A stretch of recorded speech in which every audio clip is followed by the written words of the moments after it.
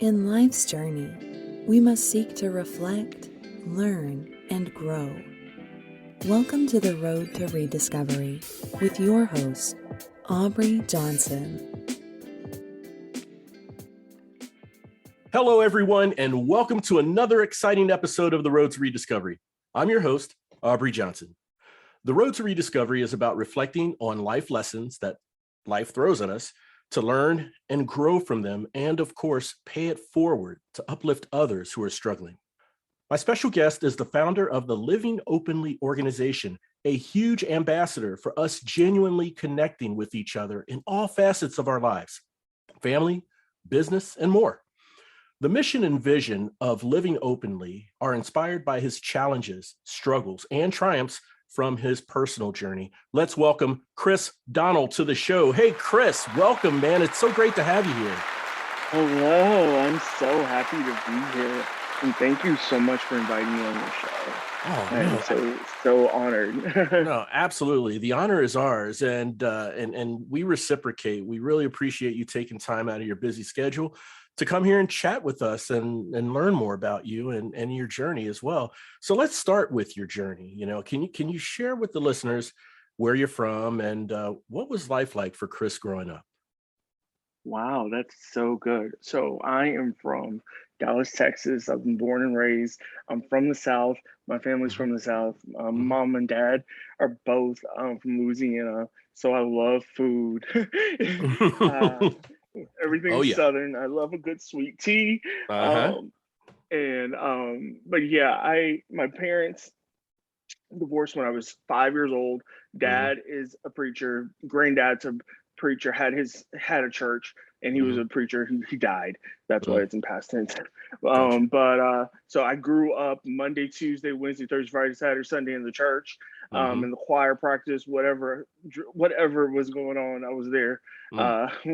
So I grew up in that kind of household, and life happened. I was in school. I ended up graduating with honors in high school and went on to Belmont in Nashville, Tennessee. And that's really where I had the grand awakening. I was able, because it's a religious school, and I had the honor to really kind of dig deep into what religion is, not only just from what I learned, but what it meant for me. And also at the same time, I was going through some like personal challenges, like figuring out who I was and how did I show up in the world. And I felt like, I know a lot of people say this, but I feel like half of the college years, I learned more outside of the classroom than I did inside the classroom. And I learned so much about me. And I learned that life is short. And I think that especially one big lesson that I hope a lot of people have learned from this last year and a half through the pandemic is that time matters. The way we spend our time matters. Yes. And life is not just short, but it's precious and it's valuable. And it's too short and too valuable to live it a lie or the way someone else wants you to live it. And for me, I didn't know who I was. I didn't know how I identified. Because I questioned myself. I said, because I went through an identity crisis. Let's say that. So all the way up to 25, and from the identity of like who I was, from my sexuality, all the way through like what is my career, what is my job, who do I want to get married, do I want to have kids, and so I really came to terms and saying like, you know what, I'm gay. And that was a big aha moment because, I used to say, well, I like Beyonce and she's pretty, but I mean, that just wasn't the same thing because I never really saw guys. I always so I thought I was at an attraction level, right? I said like, okay, he's pretty cute. She's pretty cute, right? But I wasn't really necessarily like in like that sexual mode for wanting neither one of them. I was so career driven when I was younger. I was like, I'm not gonna have kids. I'm not gonna get married. I was just so focused on the dream, right? Yes. And so I guess part of that kind of tussled with me because I wasn't really focusing on who I was deep down. And so I think all of that, I say all of that to say that is what shaped me into who I am. And that is what birthed Living Openly, is because living openly is about being your true self. It's about realizing that you need to open yourself up to new possibilities. But also, one of the big things that in that process of me, I coming to terms with who I was and learning who I was and really being more authentic and true is, Mm-hmm. I got my heart broken. Mm-hmm. I got my heart broken really bad, and I didn't know how to deal with it. I like it just was like it was one of those like, well, what do I do now? And so Right. that also played a huge role in that introspection of digging deep. Like, how did I show up? What was I right and wrong in what situation? What was my fault? What do I need to own? What do I need to take? Yes. And that, from all of that, is really where I was able to say, you know what, Chris, you can't close yourself off, because when you close yourself off, you close yourself off from not only the good, but from not only from the bad, but from the good. Right. And so sometimes you got to realize that sometimes you got to take the good with the bad. And I use a statement: the good, the bad, the ugly. Yeah. Sometimes Yeah. you just got to stand. You got to stand in your truth, whether it's good, bad, or ugly. Not everything about us is going to be good. And I think right before we hopped on this call, we were talking about like how we were showing up, right?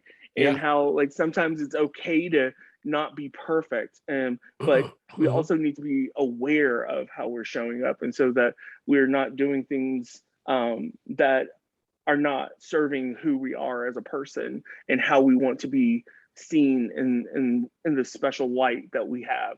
And so I am so passionate about helping other people build genuine connections with, and I think when it comes to build genuine connections, I believe that's with yourself, with other people, and in your business.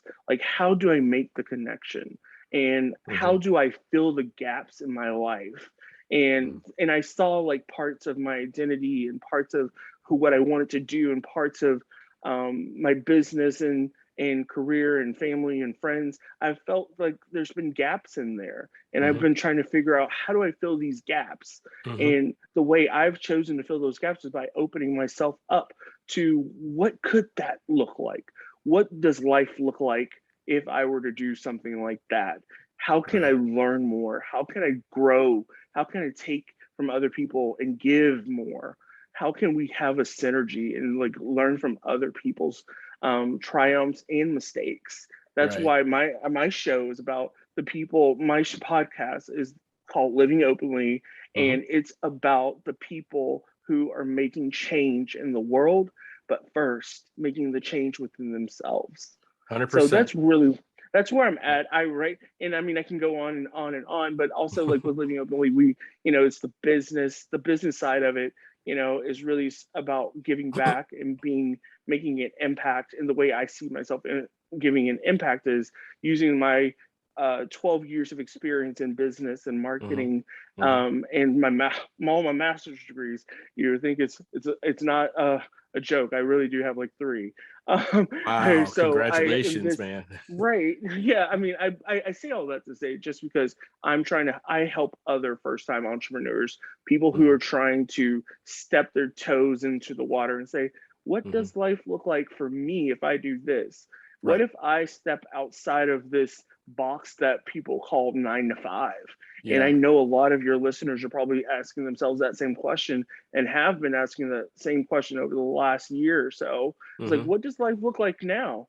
Like we were asking ourselves, what is life? What we didn't even get a chance to ask ourselves what we were looking like. Life was just what it is, Right. and take it. Right.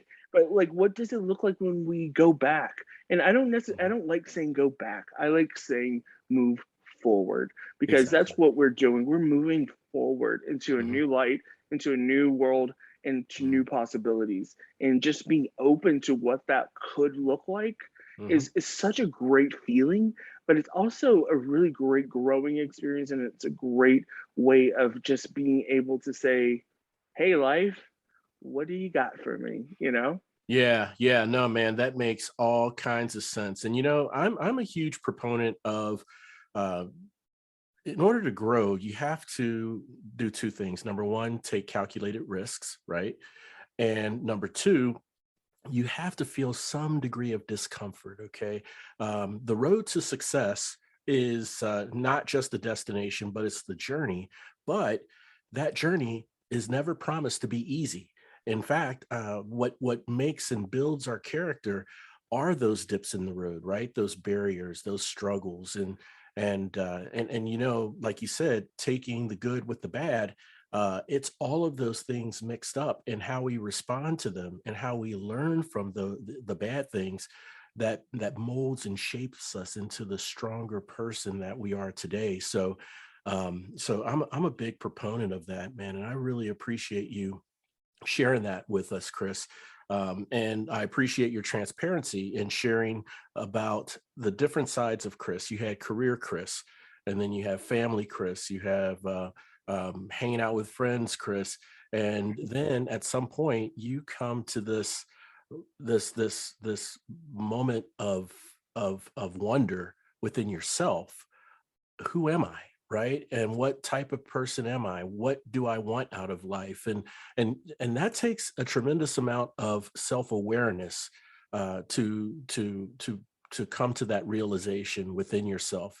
And you're right, helping people realize and build themselves within themselves before they go out to help and build others. Right. And that's the work that you're doing.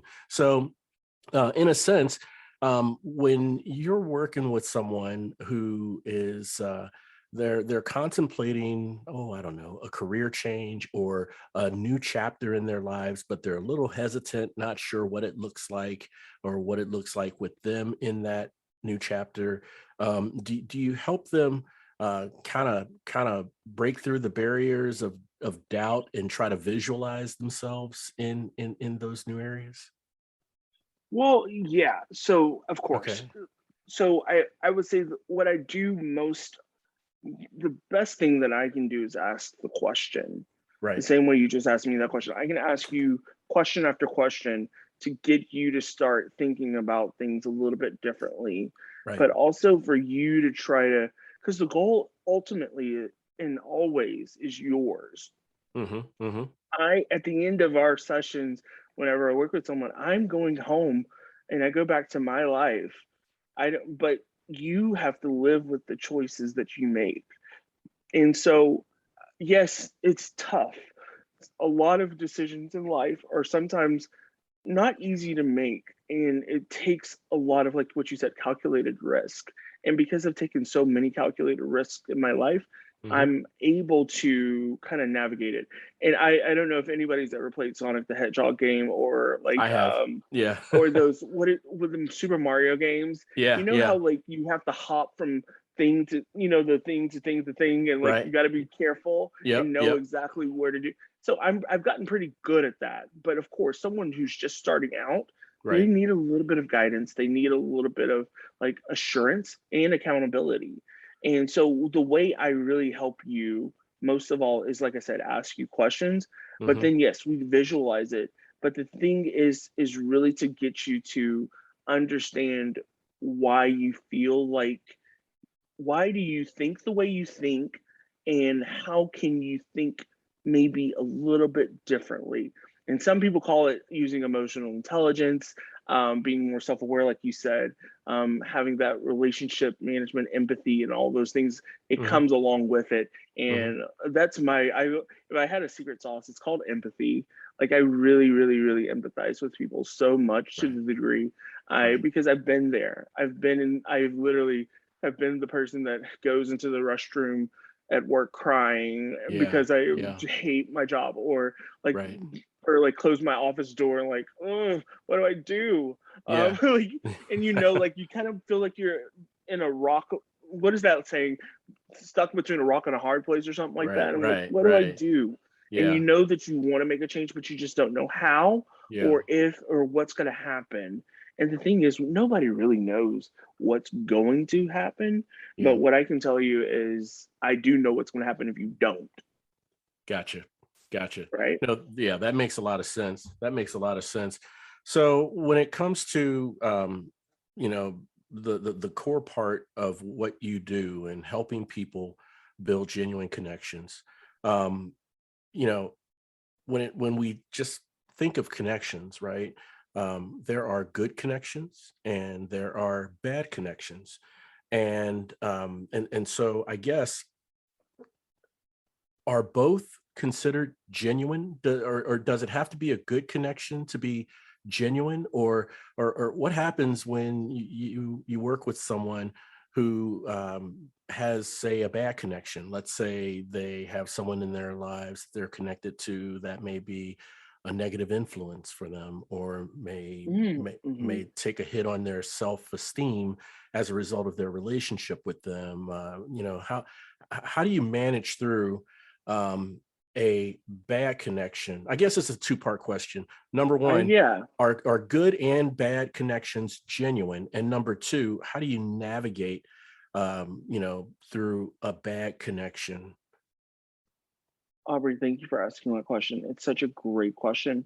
First, I Sure. will say yes, there are good and bad connections, Hmm. but but when it comes to being genuine, there's only one type that's only good.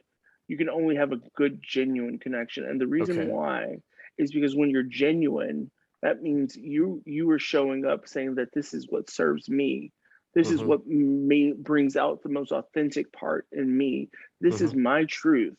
And Hmm. when I'm bringing in my truth to that equation, then it's going to be a good connection, right? Versus like if you say like I'm in this bad relationship and I know that this person is not serving me, is I'm not allowed to be who I am. I'm not Hmm. allowed to be my truth. I'm not allowed to be authentic.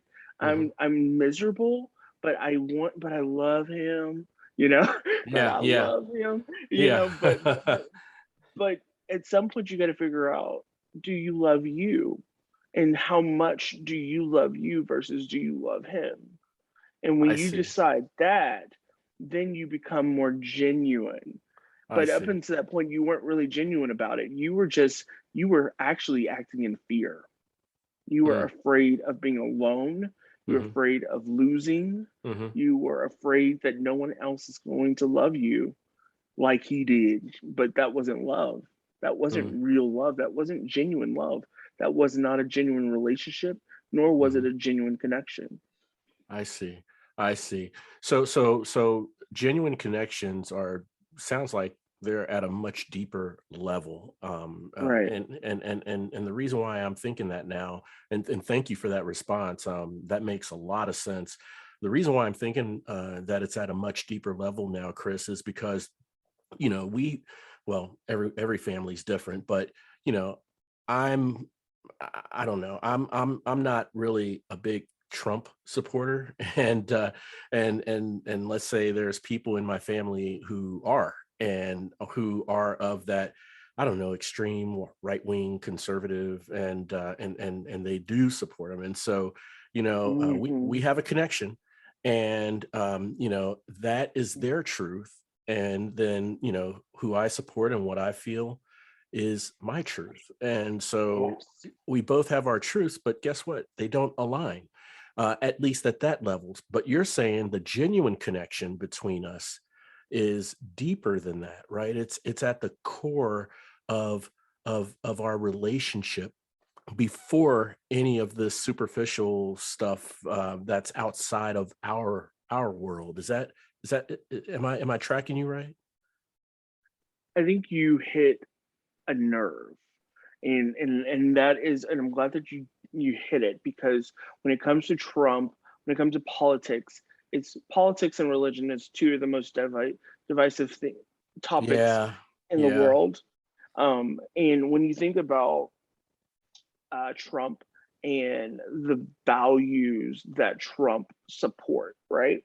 yeah. So here's I'm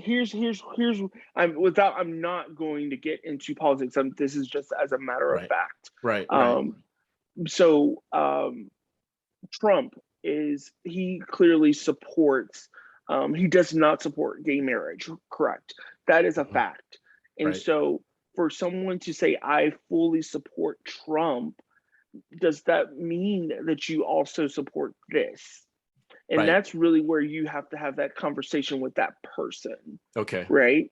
Yeah. So like you really got to, you can't dismiss people, right? Just No. because of what they support. And Right. and I think that's a huge thing that I've learned, Mm-hmm. especially over the last 4 years, Yeah.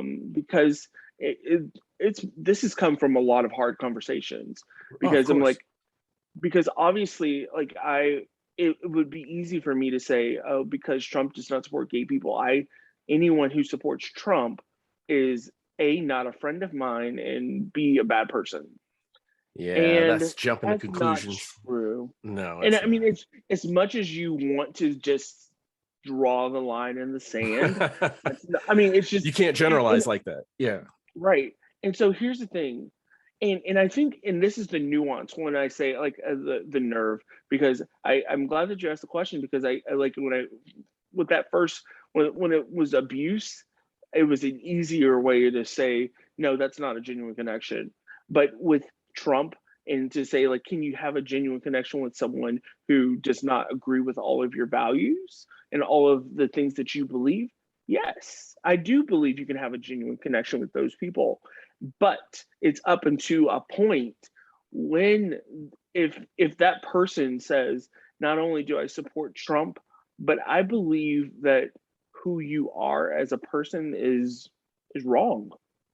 I Mm. think that is really where we get to the place where I'm not sure if we can ever have a genuine connection. Sure, Okay. I may be able to show up as who I am, but you're never going to be able to show up who you are, because when we're together, and I say, if I have a get married, right, and I invite you to my wedding, you're not going to come, Right. Right. I right? got you. So Yeah. that's not really a genuine connection. I see. It's a connection, but it's not Yeah, genuine, I got you. right? Yeah, no, I understand. And excuse me, for I just want to qualify the question I asked, and thank you for answering it. I mean, that's a great clarification. I really, really appreciate that. But for the sake of the listeners and the sake of everyone, I just want to kind of qualify my question by basically stating that, I love and respect everyone and their reason for who they support or for whatever side that they're on. I never let that get in the way of any relationships that I have with anyone. And everyone knows on this show, we don't talk about religion or we don't talk about politics. And maybe that wasn't the best example to give when it comes to trying to give you an example of how two people may not agree on the same thing or align with their true selves, but how do they still establish that genuine connection? That may not have been the best example that I gave. It was just one that came to mind. And so, for those who are Yeah, listening, I love and respect everyone's opinion for who they support for their own reasons, as long as we love and respect one another. So thank you for I answering that, agree. Chris. I I agree. Just yeah, maybe one other analogy, just really quickly, to kind of cap this whole topic off. sure. If you are a vegetarian and I'm a meat eater, Hmm. we can still sit down and have a meal. Right.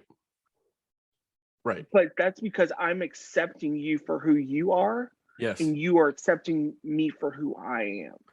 That's a But better example.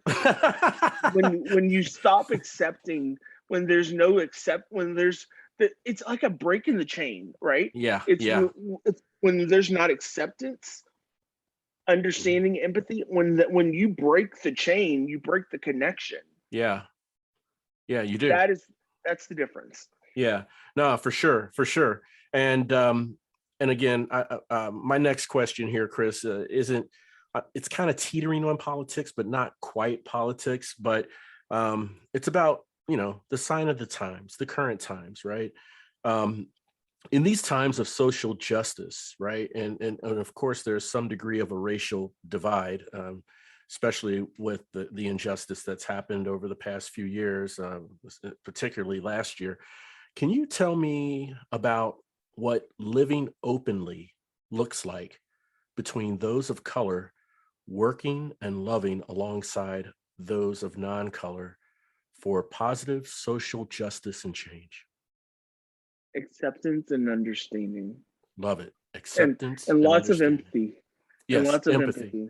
Empathy is huge. Understand how the other person feels, right? Yeah. Yeah, yeah. And And accepting who they are, accepting where they are, like got you. meeting people where they are. Like, I Yes, don't expect you to have all the answers. right. I don't have all the answers, Hmm. but we can, like I said, I'm from the South. You can come on my porch and we can drink a cup of sweet tea and Yep, maybe cut a slice of apple pie. there we That's go.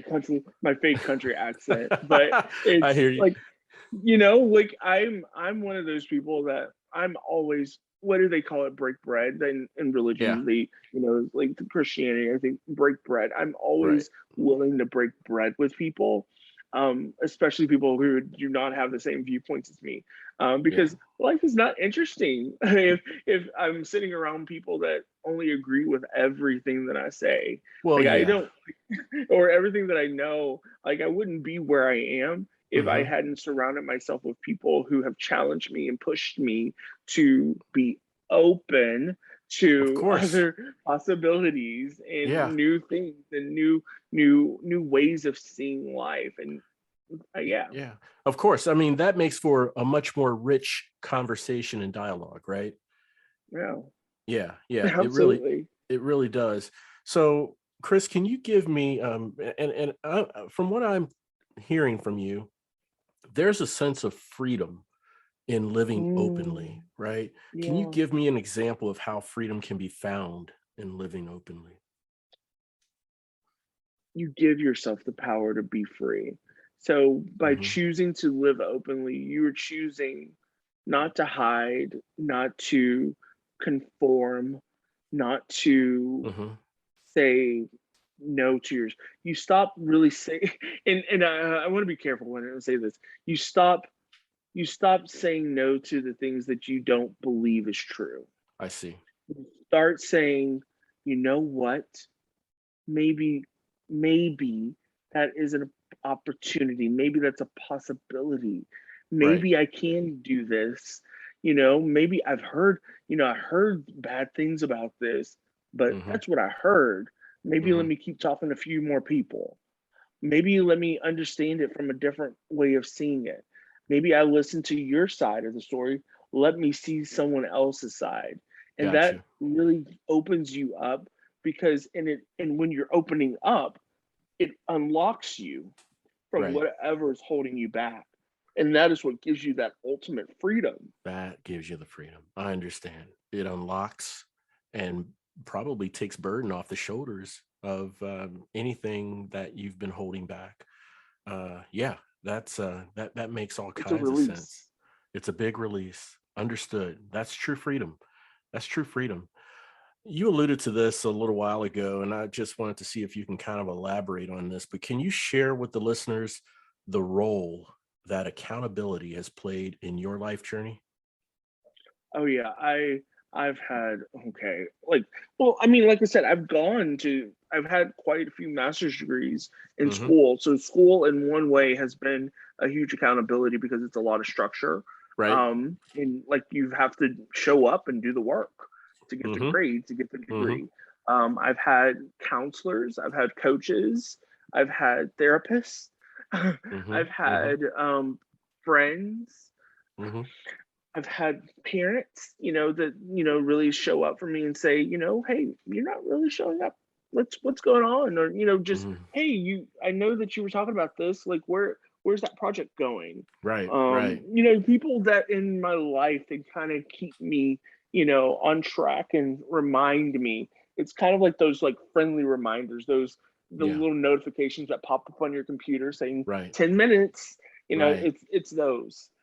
Gotcha. Gotcha. Man, that makes all kinds of sense. And you've added an additional, well, yeah, you made an additional element or added an element as well. And thank you for that, man. It's not just the accountability you have for yourself, but you said you had friends, parents, family members, but it's making yourself accountable to them so they can call you out if you're not showing up for any particular reason in any particular circumstance.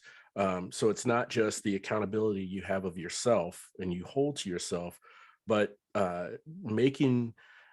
putting yourself out there to make others, hold you accountable. So To allow others in, because I'm opening myself up to that yes, opportunity. part of living openly. Right. Because there's a Okay. lot of people that don't want to be held accountable.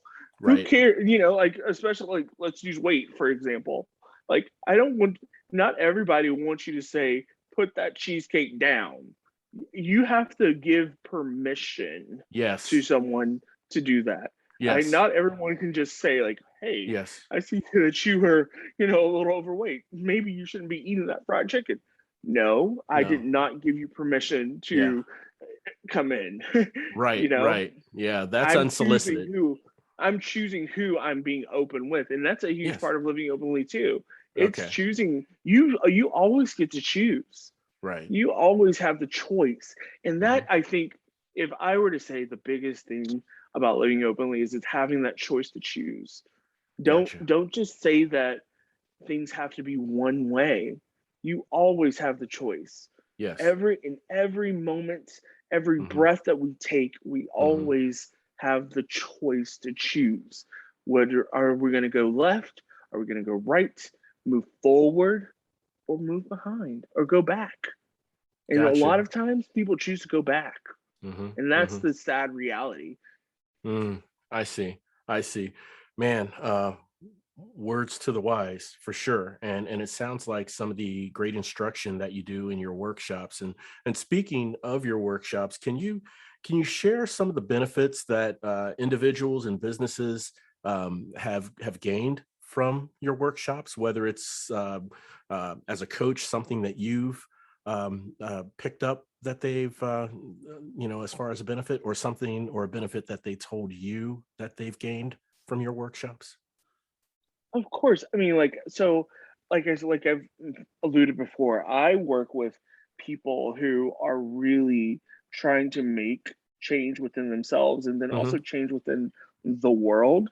But also, these, and they're oftentimes entrepreneurs and people Right. with a dream. And Right. so one of my clients, he really was one of those people that was kind of, he was, I'm trying to, like, I want to, I also am very private, like a little bit private about who they are. So I'm trying to, if I'm stumbling on my words, I'm trying not to give too much about who they are. Sure. But so he was in a place where he has a business, and he was trying to um, branch out, but he didn't really know how. He didn't have the business skill set, but Hmm. he was really good at, helping public relations. He's in public relations, I'll say that. Okay. Gotcha. And he just didn't have the tools. And so he Hmm. had gaps, like I would mention Hmm. earlier, Hmm. gaps in his business. And so Hmm. I was able to help him fill some of those gaps and branch out. And, like, within 1 month of working together, we were able to identify a new revenue stream that brought him $10,000. So that was just one example. I've worked with organizations where I've really brought in, like, a strategic partners. A lot of what I do is, if I like, back to what you were saying earlier, I always take a step back Hmm. at companies, businesses, people, and I do ask the questions. But what the reason why I'm asking the questions is because I'm trying to look for the holes. I look for the Right. holes so that I Right. know where to fill them in. Yeah. And You and diagnose. sometimes, yeah, it's like going to the doctor's office or going to Yeah. the mechanic. Hmm. But I fancy words called audit, their business audits, and basically Right. just, it's kind of like, I take, like, a fine tooth comb and say, okay, there's this area, and this area. I think these are the three best opportunities and the fastest ways that you can grow, whatever that goal for you to grow is. Right. If it's financially, if it's trying to get more customers, or whatever Hmm. that looks like, I Hmm. figure out the quickest way for you to do that. And then we discuss, we create a plan, and we Hmm. go down that plan, and I hold you accountable. but you're doing the work, you're making a Right. lot of the decisions, Right. but I'm asking the questions to uncover, like what you said, a doctor's perfect example. I'm trying Mhm. to uncover and diagnose so that we Mhm. can write that prescription or put Mhm. you in surgery. Some businesses need surgery, some just need a Right. prescription. Right. Some can do sometimes we can do an outpatient, sometimes it's physical Right. therapy for a whole 6-month treatment plan. Yeah. So Yeah. it's a diagnosis. I diagnose business. Have you ever seen? I know I'm rambling, but have you ever seen a show called Diagnosis Murder with Dick Man, Van Dyke? that takes me back a little while. My mother was a big fan of that show. I've seen one or two episodes, but I know Oh, what show you're talking about. yeah. Yeah. Yeah, I mean, because I love shows like those criminal shows, Yeah. like Law and Order, SVU, or Criminal Minds, because Yep. it's kind of Both like of them are good. you're presented with a problem, and you're like, how do I solve this? And Yes. especially like if you only have 45 minutes to solve it for an episode, right? Yep. So uh, That's right. you got 45 minutes, let's solve it. And that's really the way I see businesses and the way I approach business. Okay, that makes sense. Yeah, that definitely makes sense. So, Chris, how can the listeners learn more about the great work that you're doing with individuals, with businesses, and connect with you and learn more about your services? I'm living openly everywhere. So if you just search Google living openly, if you go to livingopenly.com, you'll find my website. I'm Okay. on social media. You can connect with me on LinkedIn. I'm on Instagram. I'm on Facebook. I'm Okay. even on Twitter. So Gotcha. I'm on YouTube too. So I'm everywhere. Oh, Everywhere that I'm great. on TikTok too. Okay, on So TikTok too. Hey, that's I'm living openly, right? I, I mean, if you want to find me, you can find me. I would love to have a cup of coffee or drink this cup of sweet tea with you Yeah. and figure out what's going on. And just to Oh, really, honestly, I before I even start working with people, I just like to have a good chit chat. Like, because right. that's because what is that? Building genuine connection, It right? really I is. don't It really I is. don't I don't work with anyone before. Like if I don't feel like there's a genuine connection, if I don't feel like we can have one, Hmm. I won't work with you. Right. It's as simple as that. Yeah, and that's fair because I mean, it doesn't waste your time, it doesn't waste the other person's time. Right. Yeah, yeah, and Right. and that's part of being transparent, as well. And so I can appreciate that, and Yeah. so I want to thank you for sharing that, and thank you for sharing the different areas in which the listeners can connect with you, learn more about your work. We're going to make sure and have direct links to your website, to your social mediums on the episode show notes. There'll be direct links for the listeners to click and access and follow you while they're listening to this wonderful conversation. So, Chris Donnell, man, I really appreciate you coming on the show. Thank you so much for coming on. This has been way, way, way too fun. We got to do it again. We Oh, got to do it again. exactly. Yes, we should do it again. If you don't mind coming back on the show, maybe 6 or 8 months down the line, give the listeners an update on what's going on in your life. Absolutely. You got to come on my show too. We got to come on Um, my show. I'm more than happy to. Yes. Yeah. Let's make that happen. Right. Yeah. So I'd love to be a guest on your show. Fantastic. And yeah, we'll definitely make that happen. So, Chris, now we're going to go into a segment I like to call Three for the Road. And in Three for the Oh Road, I gosh. ask three random yet thought provoking questions that I challenge my guests to answer in 5 words or less. So, what do you say, Chris? Oh You think gosh. you're up for it? It's making me nervous. I'll try not to make the questions too hard. And by the way, these are not cookie cutter questions. I don't ask the same questions to every guest. These Okay. questions are customized based on my guest's background and expertise. Okay. Oh, good. Okay. All right. So the cards are stacked a little bit. Yeah. Yeah. Stacked a little bit, but you get the edge or you have the edge by knowing that they're based off your profession. All right. All right. So, question number one, starting us off for Three for the Road. I'm going to give you a scenario. Okay. Okay. You're shipwrecked on an island, and the island has some natives, and they don't speak your language. and they don't look like you, they don't dress like you, and obviously they don't speak like you. Um, without language, how would you establish a genuine connection with them? Without language, I mean, the first thing that I'm gonna do is to show that I can be trusted, Hmm. um, because I know that, like, if I'm new to their land, they've Right. been there, we don't communicate the same way. So I'm just gonna say, I probably hold my hand over my both my hands over my heart, like Hmm. this, saying like, and then maybe like surrender the Yes. where if you I'm holding my hands up, both of my hands, kind of like a football Yeah. goal. Yeah. That's the way, like that. Like Okay. I'm like, if a police officer was coming after me, like I'm not Right. Submitting. Yeah. submitting. Yeah, Yeah. Yeah. Okay. No, that makes sense. That definitely makes sense. And it's a nonverbal gesture that is pretty much universal to where, yeah. someone would know what you mean I mean, when no you do harm, that. right? Yeah, you Yeah. mean no harm. Exactly. All right, fantastic. And question number 2, what realization or understanding do you think we as individuals need to have to put us in the direction towards living openly? Understanding. Understanding. Yeah. Okay. Okay. No, that's great. And it's so powerful and says so much with one word. So Oh yeah, yeah. yeah, No, thank you. yeah. All right, fantastic. And question number 3 to top us off for 3 for the road. Another scenario, unless you already practice and do this, okay? You're working with 3 people in one of your workshops, and the purpose of this workshop is to establish a genuine connection amongst all 3.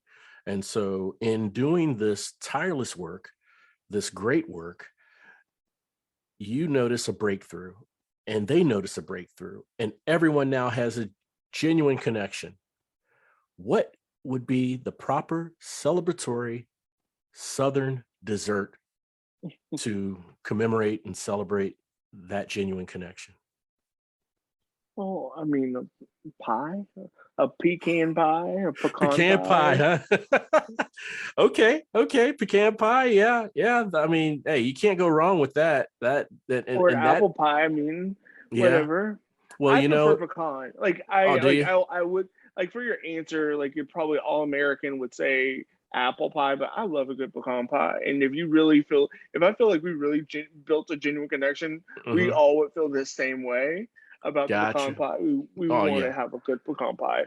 Oh, for sure. And nothing says connection more than pie, right? Right, Yeah. I a mean, pie. that's you come to someone with a pie, in my opinion. You come to someone with Yeah, a pie, that is the equivalent of opening your doors yeah, to welcome someone into your home, right? yeah, Yeah, yeah. and it's basically, um it's a there's a Japanese expression called omotenashi, and Mhm. it's the spirit of the relationship between host and guest, right? So coming to Yes. someone with a pie, that is as welcoming as bringing someone into your home as a host. Yeah. So yeah, pie is a great answer, man. Man, it's making I me was hungry just thinking about it. I was raised never go to someone's home without bringing something. Always Absolutely. bring something. Yep, that's very important. Very important. Well, Chris, you did it, man. You got through 3 for the road. No pressure at all, man. No stress I at all. know. Yeah. So, That was man, good. yeah, it is for sure. But Chris, again, man, I want to thank you for coming on the show, man. Really, really appreciated this conversation.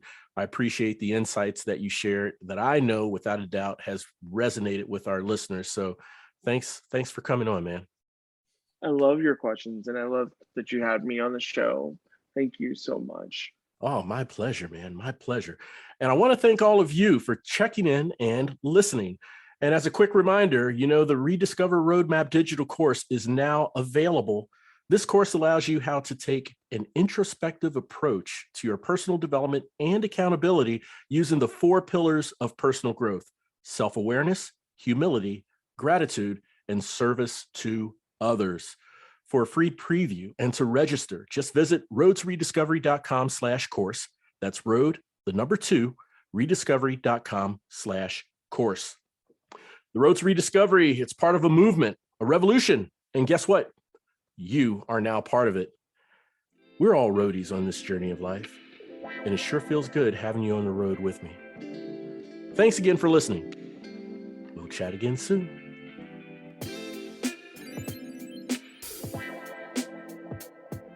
The Road to Rediscovery is an AJ Shark production.